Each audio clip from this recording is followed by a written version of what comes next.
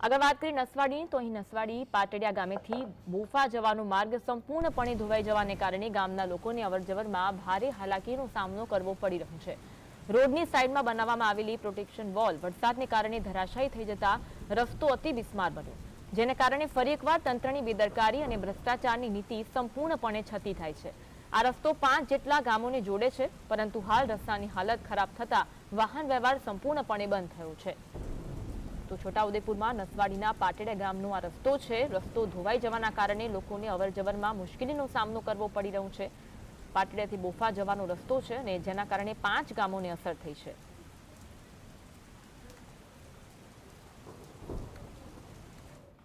આજ અંગે વધુ વાત કરીશું। સંવાદદાતા રફીક અમારી સાથે લાઈવ જોડાયા છે। રફીક, જે રસ્તો ધોવાઈ ગયો છે, 5 ગામોના લોકોને અસર થઈ છે, અવરજવરમાં લોકોને હાલાકીનો સામનો કરવો પડી રહ્યો છે, લોકોનું શું કહેવું છે?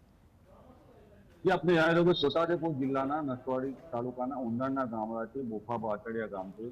ત્યાં પાટડિયા ગામ નજીક જે કોતર છે ત્યાંથી મેઇન રસ્તો બોફા જવાનો છે। 5 ગામોને જોડતો રસ્તો છે, તેમાં પ્રોટેક્શન વોલ ધોવાઈ ગઈ છે। સાથે સાથે પ્રોટેક્શન વોલ ધોવાતા 108 એમ્બ્યુલન્સ પણ નીકળી શકે તેમ નથી અને બહારદારી વાહન પણ નીકળી શકે તેમ નથી। પંચાયત માન મકાન વિભાગના અધિકારીઓ પ્રજાને રીઝી મૂકી જાણે જતા રહ્યા હોય તેમ આજે 5-5 6 દિવસની સમય જવા છતાંય તેનું પુરાણ કામ કરવામાં નથી આવ્યું। સાથે સાથે કુપ્પા પાણી પુરવઠા યોજનાની પાઇપલાઇનો પણ ધોવાઈ ગઈ છે। હજુ તો તેનું જે લોકાર્પણ થવું જોઈએ તે પણ લોકાર્પણ થયું નથી। 82 ગામો અને 82 લાખના ખર્ચે 82 કરોડના ખર્ચે કુપ્પા પાણી પુરવઠા યોજના સરકારે અમલમાં મૂકી છે। હજુ સુધી પાણી પહોંચે તેની પણ લાઈનો ધોવાઈ છે। સાથે સાથે મહત્વની બાબત એ છે કે આ રસ્તા ધોવાઈ છે। રાજપુરા ગામે પણ આવી રીતના રસ્તો ધોવાયો છે પહોંચીએ, ત્યાં પણ અધિકારીઓ ખાલી વિઝિટ મારી જતા રહ્યા છે। આવા અનેક ગામોની અંદર પંચાયત માલ મકાન વિભાગની જે કામગીરી છે તે નિમ્ન કક્ષાની છે અને લોકો હેરાન થયા છે। હાલ બોફા અને પાટડિયા વચ્ચેનો રસ્તો છે, ત્યાં મોટી દિવાલ જે હતી તે ધોવાઈ ગઈ છે। તેમાં જે કામગીરી કરવામાં આવી છે તે તકલાદી કામગીરી કરવામાં આવી હતી, તેના કારણે દિવાલ ધોવાઈ છે। તેમાં પથ્થરો પૂરવામાં આવ્યા હતા।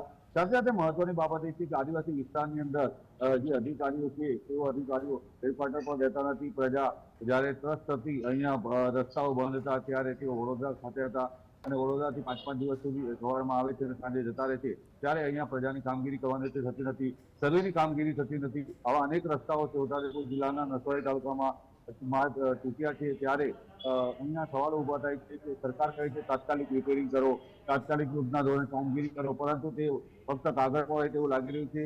નસવાડી તાલુકાના અનેક ગામોમાં રસ્તાઓ તૂટે છે, ત્યાં નીકળી શકાતું નથી। બાળકો જયારે શાળા જાય છે ત્યારે કોતર પર પાણીમાં જાય છે અને જીવના જોખમે પસાર થાય છે। એ અનેક ગામોમાં આવી ઘટનાઓ છે, ત્યારે આ નસવાડી પંચાયત માન મકાન વિભાગના અધિકારીઓ રજાના મૂળમાં હોય તે રીતના ઘરે જતા રહે છે। હેડક્વાર્ટર પર રહેવા માટે સરકારે તાકીદ કરી છે, પરંતુ હેડક્વાર્ટર પર રહેતા નથી। એટલે અહીંયા એક સવાલ ઉભો થાય છે કે સરકાર ફક્ત કાગળ પર જ વાતો કરે છે, કાગળ ઉપર નિયમો બનાવે છે। આદિવાસી વિસ્તારની અંદર અનેક માર્ગો તૂટી ગયા છે, પરંતુ તેને રિપેરિંગ પણ કરાતું નથી। સરકારની એક યોજના છે સીઆર યોજના। સીઆર યોજનાની અંદર દર વર્ષે કરોડ રૂપિયાનો ખર્ચ પડે છે, પરંતુ ખર્ચ ચોપડે પડે છે, પરંતુ તે કામગીરી થતી નથી। સ્થળની તપાસ થવી જોઈએ। સીઆર યોજનાની અંદર કરોડો રૂપિયાના જે ખર્ચાઓ પાડવામાં આવે છે તેની પણ તપાસ થાય તો મોટી ચોંકાવનારી વિગતો બહાર આવે તેમ છે। જી, આભાર રફીક, જોડાવા માટે અને માહિતી આપવા